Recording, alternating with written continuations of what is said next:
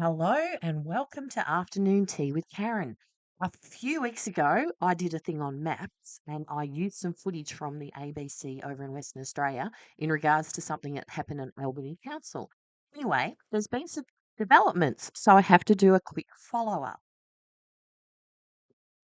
So we've got the ABC News. Albany Pride to lodge a complaint as Councillor Thomas Brow repeats LGBTQIA plus, pedophile comments. So, in short, he refused to apologise. Between 40 and 50 people rocked up to protest. Some of them obviously have gone home when they took the photo or didn't want to be in it. We've got a member for parliament in the suit at the front there, and you can see Tiger Bird behind her. Yes, and we've got Millie Reid in the middle there with the blue t-shirt on and the skirt. So Albany Pride are going to make a formal complaint about Dr. Brow's comments. So that's usually to the Human Rights Commission. So let's see what he had to say.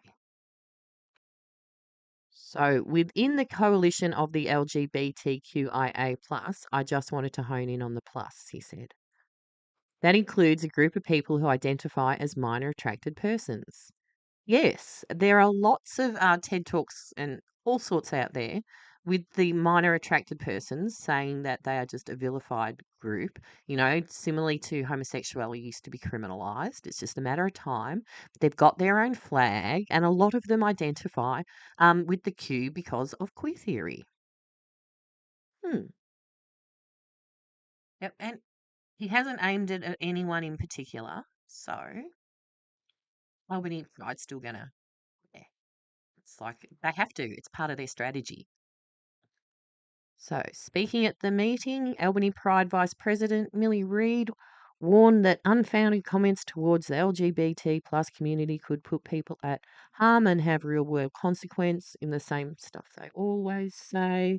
We have seen an unprecedented amount of negative attention from people we should be able to trust. We have families, partners, parents impacted by this unfounded criticism levelled at us. Ms. Reid said Albany's LGBT plus community had faced a long history of vilification and will not accept uninformed public commentary without responding. Well, there's an opening to have some public commentary then, Miss Reid. You need to get up and tell the council what the queer people are into. Tell them about queer theory and what they follow and why drag queens reading to kids is so important, Miss Reid. There's an opportunity for you. Oh, and that bloke there looks like he's in the union, doesn't he? They roll together. The Greens, the Socialist Alliance, and the unions. Not not a new experience for us, vulnerable, etc., etc. Now, but other attendees voiced support of Dr. Brow, claiming there was an effort by the media and the City of Albany staff members, council, to silence the councillor. Former councillor Chris Thompson, currently a staffer for federal Liberal MP Rick Wilson, criticised the ABC for not releasing a transcript of an interview of Dr. Brow's conducted last month where he made those comments. So this is Millie close up. So she is one of the organisers of the Pride event festival that they had. Let's have a look from the top. So back on the 6th of March, this is in the ABC again. Albany goes from conversion therapy to one of Australia's biggest regional pride festivals. Now I've looked into this a little bit. I've gone to WA Today. So this is from 2021. And this one's in regards to Geraldton Anglican Church and the tour that was on. So, Mr. Parker's True Identity International claimed to tell stories of hope, vision, and dignity beyond the LGBTQ plus at two events at Albany Baptist Church last week, titled "Real Lives," which were attended by more than 500 people and drew more than 50 protesters outside who said it was homophobic and the event was just the tip of the iceberg. Well, nothing else became of that, other than that they used it for arguing for their conversion therapy thing, so you've got to trans your kids whether you like it or not. Um, so who is this guy? True identity from LGBTQIA plus activist to Christ. And that's why they hate him so much because he used to be one of them and then he found God in his early 20s. Hmm.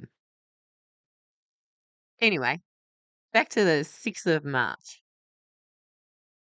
So there's a whole bit complaining about the church thing that happened 2 years ago and still banging on about it.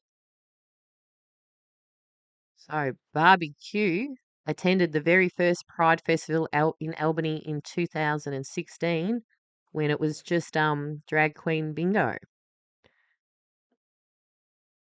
Now we have these big beautiful events. It's wonderful to see it blossom. I love seeing parents being really supportive and bringing their kids and treating our community like a normal community, not a spectacle. Drag queen Alexis Armstrong said queer people were normal, but just a little bit more fabulous. It's absolutely amazing just to show that we're here and we're not going anywhere, so get used to it. So we've got Millie Reed again. She's an organiser of the festival. She's putting in the complaint against the councillor and she identifies as queer. Although she was confident with her identity, acts of homophobia still hurt. Well, ABC got that wrong. That should be queerphobia because she identifies as queer. It's been a tough year. It's not always easy. We've had a tough ride this year with people stealing our banners and taking down our posters. She said pride was for everyone, no matter what stage of their journey, whether they had come out or not. So basically, not for sexual people, though. So part of queer theory is to end heteronormativity. Anyway, Tiger Bird was the other event organizer. Is Tiger Bird again? So Dykes on Bikes used to ride around protecting the gay community against gay hate crimes, right? So in Victoria, they voted against lesbians wanting to have a lesbian shindig with just lesbians without trans women in it. So these bikers, they're on the side of trans women. Yeah, strange. So gay representation. So WA Labor member for Scarborough, Stuart Albury.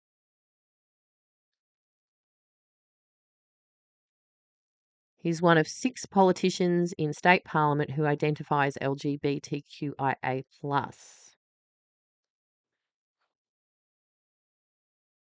Being gay is part of who I am, but doesn't define who I am. But you just said you are part of that community, so it kind of does define who you are. Anyway, he had challenges, but when he came out, everyone was supportive because no one really has a problem with gay people. It's the other letters that are the issue. Because this photo here pretty much sums it up, doesn't it?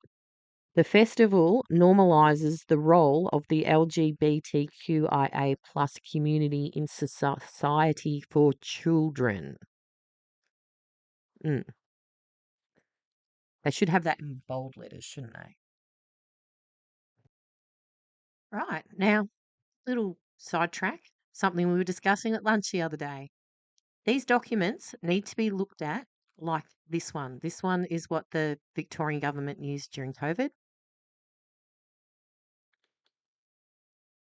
This Yogi Yaki Tara Principles plus 10. I can pronounce that well, can't I? Anyway, from Geneva in 2017.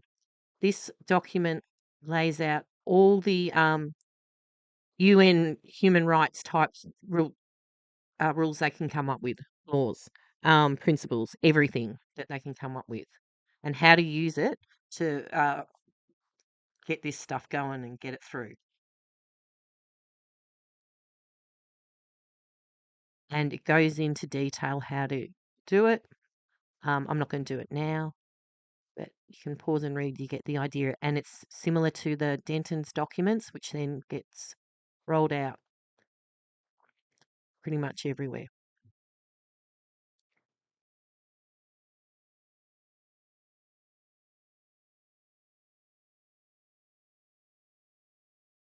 Yep. And this one, the Denton's documents, that comes out in 2019, more of the same stuff, how to use human rights to get their cause across and how to change legislation and stuff. Uh, this is one of their favourite books, Guerrilla Acts of Kindness. So how to be, yeah, sort of be nice about Viva the Revolution without anyone noticing, like, with unicorns and rainbows. This one as well, Ballarat, LGBT plus inclusion plan. You need to look at it like a military document as well. It's about take over the council, which it's done.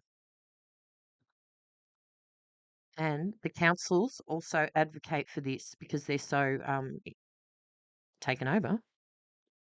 So,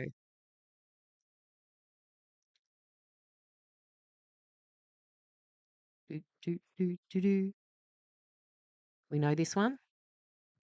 And from that report, they want these um, things done. Introduce federal and state anti-vilification laws. Okay, and this has already happened in Queensland already. So Western Australia people, you need to pay attention to the mess Victoria's gotten itself into. Okay, Ballarat Council is now advocating for trans women and people who self-ID as women to play sports in Ballarat. So, and it's the same as the hate crime legislation that's in Scotland, which they're having fun with at the moment. And let's not forget where it started overseas and then came to Australia and infiltrated our councils and our local government, our local government through council, state government, and yep, it'll federally affect us since 2013, I suppose, with thanks to Julia Gillard, made it easy for these people to just come on in and take over. And not all of the states are signed up to the same treaties. So hopefully they're going to have a fun time in Albany over in Western Australia when Millie gets up and explains to the whole community what queer is about and why drag queen story time is so important to them. Anyway, that's enough. See you later. Bye.